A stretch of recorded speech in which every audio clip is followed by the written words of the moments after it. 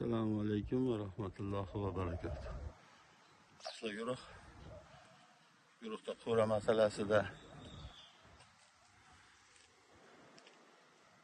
masalasida shunaqa bir mavzu bo'lgandi. Mana o'sha qo'rani nima uchun oldida zagon qilishdi ahamiyati. Mana hozir qo'ylar, aksariyat qo'ylar hammasi ichkarida yotibdi. Qo'ylar salqinda yotibdi. Hamma teshik kataklarda hammasida qo'y bor. Ichkarida yotibdi, lekin bir to'dasi mana tashqarida quyoshga chiqib yotibdi.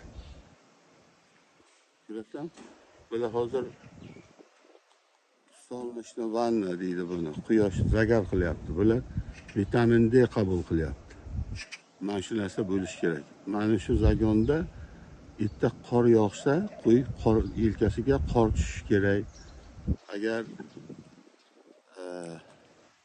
bu tomonda ham xuddi shunday, bu tomonda ham hali quyoshda turganlari bor, ichkarida yotganlari bor soyada.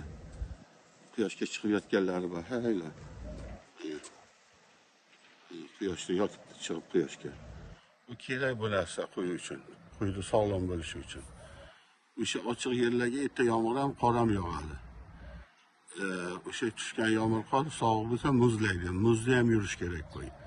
Shu sog'lom bo'lishi uchun. Mana nima uchun aslida qo'rani to'g'ri qurilishini nimalarga ahamiyati bor degan masalaga. Chunki bitta qo'y tashalganda tuyog'i kasal bo'lganda o'sha ana shu issiqqa chiqib yurish kerak.